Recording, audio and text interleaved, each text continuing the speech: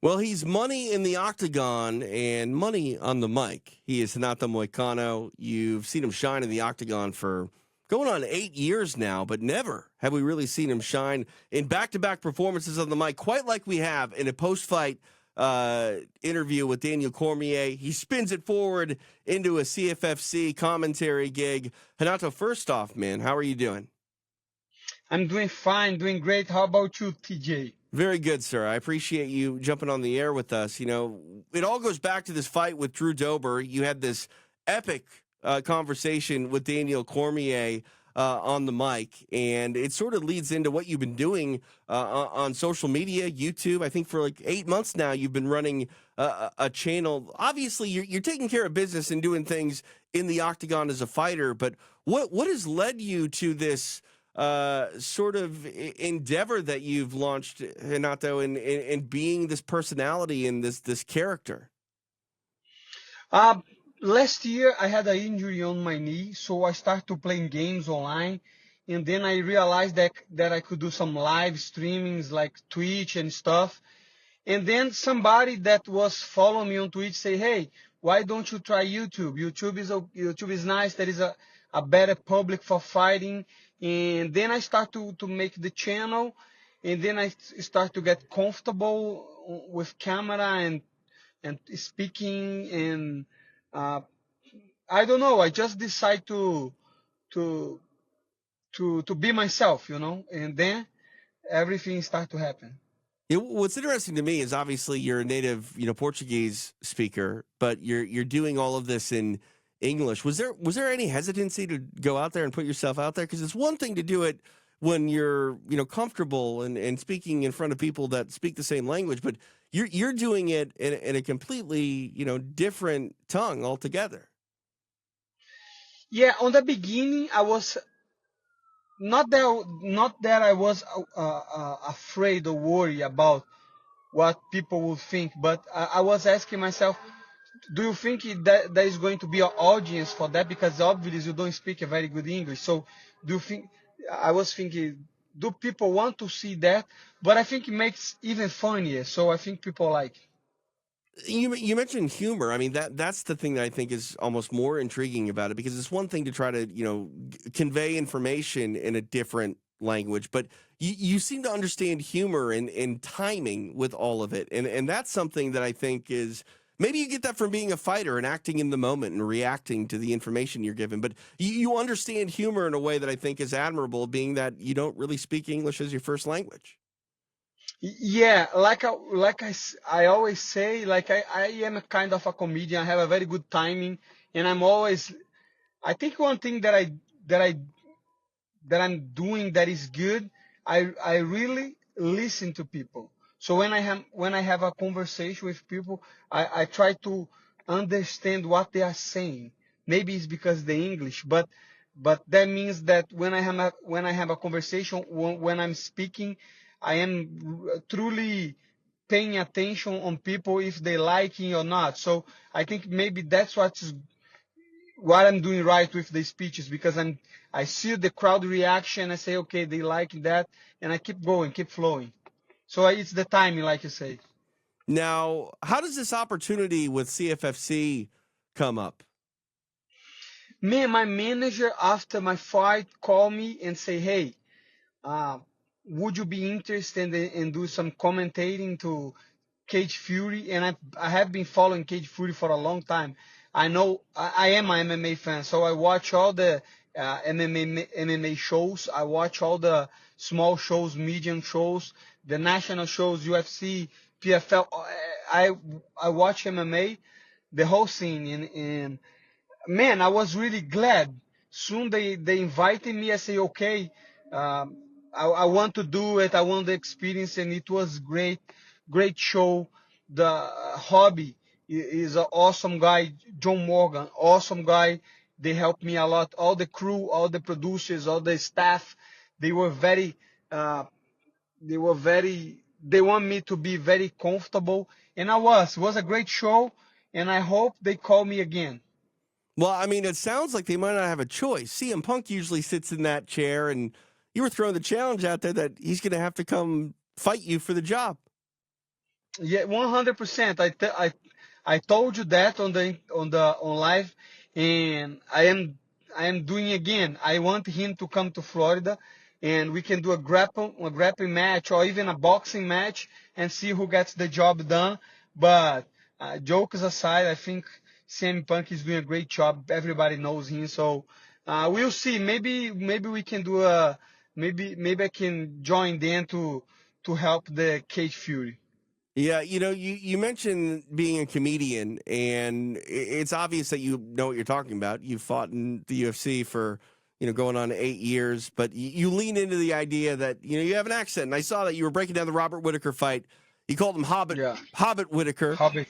which I Yes. mean, you got to be a fighter to call Robert Whitaker a name. Uh, But you're also adding insight, and I think that's cool too, because like obviously you know this game better than anyone inside and out, but you're also willing to lean into the fact that you can have some fun with it. of course, 100%. I was watching like MMA YouTubers, and most of them, they trying to be professional. They try to be like they are in the ESPN booth, right? They try, but in the end of the day, I think we are in an era, in an age that everybody just want entertainment. We see with TikTok, with shorts on Instagram, everybody wants quick content. Everybody wants to be informed very fast, and everybody wants to laugh. And if you can do that in MMA, I think that would be good. Would be great. If you can have a podcast, if you can have a YouTube channel that you can give your opinion, give you some good insights, give them some bad tips, and you can do that while you being funny. I think that's a great mix. Now, what is your plan with all of this? I mean, obviously you're still an active and successful UFC fighter. Like we're not talking about retiring Money Moicano No. anytime soon in the octagon. But do you want to pursue this as a career simultaneously with fighting or after fighting? What do you think? Eventually, I'm just doing for fun, but we never know. I think I still have like 3 or 4 years still on my belt, and I make good money. I am doing what I love. I love training, so I don't know yet. But in the end of the day, I am open to other opportunities, like to learn about and to be understand about marketing, understand about let's say the fight business, and who knows what's next for me. But I know what's next for me in the fight game, and that will be Paddy Pimblett or Daniel or Benil Dariush. That's up to the UFC, but I want to take advantage of the UFC Fight Pass podcast and to say, hey, Paddy Pimblett, I know they trying to hide you, but you're not gonna hide long enough because eventually they're gonna put you against the money, and let's see how you do.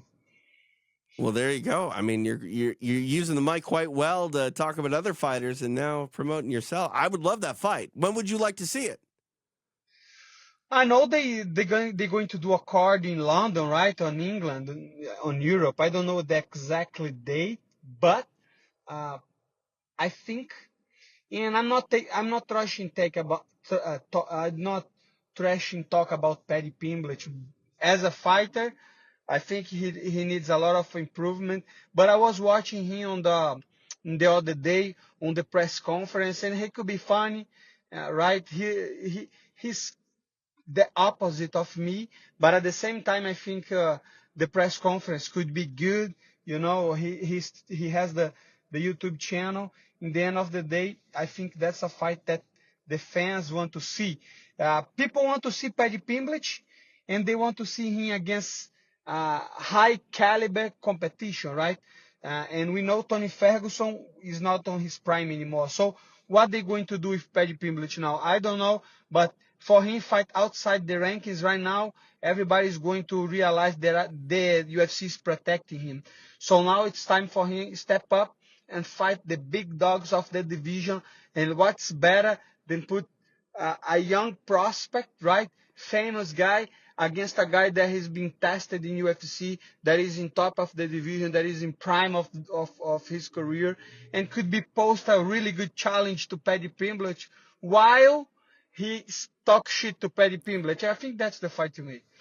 Yeah, I mean, I want the presser more than anything, to be honest with you, Renato. I think that would be phenomenal. And you say you want to go do it in the UK, man. Like that's a big challenge to yourself because you know you're going to be not the fan favorite fighting Patty over there if that got done.